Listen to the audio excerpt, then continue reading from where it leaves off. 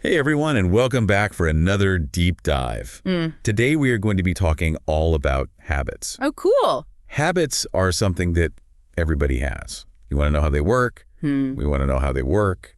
Everybody wants to know how they work. I think it's kind of a mystery, right? Like, how do we end up doing the same thing? Yeah, and how do we get the bad ones to stop and the good ones to start? Exactly. That's a great question. And to answer these questions, we're turning to a discussion from the AI Podcasters Hub, where a panel of experts dove deep into this very subject. Very cool. Are you ready to unlock the secrets of why some habits stick while others, well, they kind of just vanish? Let's do it. Let's dive in. Okay, so one of the things that I think is so interesting about habits is they really demonstrate how efficient our brains are. Yeah. You can think about habits as kind of your brain's way of creating shortcuts. Like neural pathways. Yeah, like neural pathways, exactly. Okay. So, when we repeat an action over and over again, our brains are really good at making that action automatic so that we don't have to think about it consciously anymore. Frees up our mental energy for other things. Exactly. It's like it's freeing up your mental RAM. That's a great way to put it. So we can focus on, new challenges and new things that we need to learn. I like that a lot. Yeah. So it makes me think about something like learning to tie your shoes. Yeah. Right? So at first, when you're learning to tie your shoes, it requires so much concentration. Oh, yeah. Like you're thinking about every little step and every little movement. Totally. And now I don't even think about it. You don't even think about it. It's just like muscle memory takes over, boom, the shoes are tied, we're good to go. Yeah. So it's fascinating to think about all the things that we do every single day that we don't even have to think about because of the power of habit. Totally. And it's not just like repetition, like we were saying, it actually changes the physical structure of our brains. Whoa. Which is kind of crazy to think about. So like through a process called neuroplasticity, those repeated actions actually strengthen connections between neurons. So you're literally like building new pathways, new roads in your brain. So our brains are constantly rewiring themselves based on what we do repeatedly. That's wild. It is wild. That's amazing. So does that mean that we can intentionally reprogram our brains by like changing our habits? So if we want to do something more, if we want to do something less, we can actually change the physical structure of our brains to support that. That's exactly right. That's so cool. That's what's so exciting about this, right? Like we can actually hack our habits for good. I love that. We have the power to do that. But before we get too far ahead of ourselves, I do want to address one thing that I think is kind of a myth that's out there. I think a lot of people have heard this, that it takes 66 days to form a habit. 66 days, yeah, I've heard that. Yeah, and that number, I think it was like, based on some research, it's kind of like an average. Okay. Everybody's different. Every habit is different. It's not a magic number. It's not a magic number, no.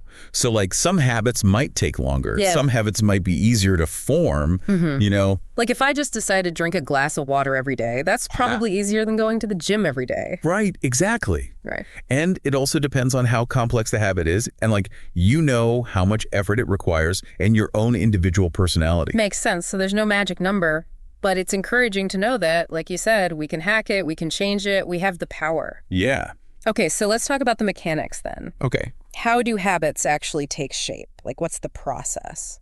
So researchers describe this as a three-part cycle called the habit loop. The habit loop? And the three parts are cue, routine, and reward. Okay. So the cue is like the trigger that initiates the habit. The routine is the behavior itself. Okay. And then the reward is what reinforces the habit. Okay, so it's like a feedback loop almost. Exactly. Interesting. Yeah, and like they were talking about in the AI Podcasters Hub, a good example of this is exercise. Okay. So let's say you have a habit of exercising every morning. Okay. The cue might be seeing your workout clothes laid out. That's a good cue. Right. That's your trigger. Like, okay, time to work out. Yeah. The routine, of course, is the actual exercise. Doing the workout. And then the reward is that feeling you get afterwards. The endorphins. The endorphins, exactly. That sense of accomplishment. Yeah. So it's like you set up the environment to trigger yourself to do the thing, and then your brain rewards you for doing it. Exactly. And then you want to do it again. Want to do it again. Yeah. It's a great example. It makes me think about my own morning routine. And I think about even the smell of coffee.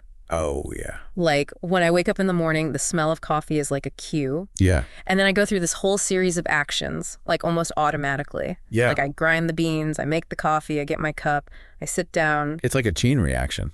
It's like a chain reaction, but I'm barely even thinking about it because I've done it so many times. It's automatic. Automatic, yeah. You're in the habit loop. I'm in the habit loop. Yeah. So if we can understand that, like that cue, routine, reward, and connect that to building good habits, right, then it becomes like really powerful. Right. You can use that to your advantage. I like that. Yeah, like, for example, they talked about this in the AI Podcasters Hub, too. Let's say you want to start meditating more regularly. Okay. But you're having trouble making it a habit. I think a lot of people have that. Yeah. Yeah. So what you can do is pair that new habit, the meditation, with an existing habit that you already enjoy. Like my coffee. Like your coffee, exactly. Yeah, sure. So every morning, you have your coffee, and then right after you finish your coffee, you meditate for 5 minutes. So I'm using the coffee as like the trigger to do the thing that I want to start doing. Exactly. I love that. Yeah, and over time, your brain starts to associate those two things together. Like classical conditioning almost. Kind of, yeah. And eventually, having that coffee becomes the cue. Like a trigger. That automatically triggers you to meditate. Oh, so you don't even have to think about it. It's just like you finish the coffee, boom, meditation time. You're in the zone. I like that a lot. Yeah. That's a really insightful way to approach it. Yeah, and the great thing about starting small is that it's less overwhelming for your brain. Yeah. Right? Like if you're trying to make a huge change all at once, your brain's kind of like, whoa, hold on, what's going on here? That's too much. Yeah. But if you start with something small and manageable, you're more likely to stick with it. It's like those little wins build up. Exactly. And those little wins actually create momentum. Okay. And that momentum helps you build confidence. Right. It's like a snowball effect. Yeah, that's a snowball effect. I like that. So instead of trying to climb a mountain in a single bound, you're taking it one step at a time. Much more sustainable, yeah. Yeah. And eventually you reach the summit, but you get there gradually. One step at a time. Yeah, one step at a time. And I think this whole conversation reminds us that consistency is really key. Yes, absolutely. Like even if you miss a day, even if you fall off track. It's not the end of the world. It's not the end of the world. Just get back on track. Get back on track. And keep building that repetition. Yeah, because remember, every time you repeat that action, you're strengthening that neural pathway. You're reinforcing the habit. Yeah. Yeah, so don't get discouraged if you have a setback. It's all part of the process. That's a great point. Yeah. Well, this has been a fascinating deep dive into the world of habits. It really has. We've learned that they are not just mental shortcuts. Right. But they're actually processes that physically reshape our brains, which is incredible. Yeah, our brains are so cool. Yeah, so cool. And by understanding this habit loop, this cue, routine, reward, we can really gain control over this powerful mechanism. Exactly. We can hack it for good. That's right. So as we wrap up this deep dive, I want to leave you with this final thought. Okay. Now that you know the how, what's one small habit that you can start building today? That's a great question. Right. It can be anything. It can be something small. Start small. It can be something that you've been wanting to do for a while, but you just haven't gotten around to it. Yeah, take that first step. Take that first step today. At this.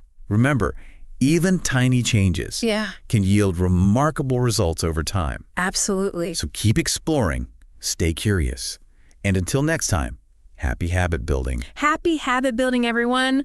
Bye.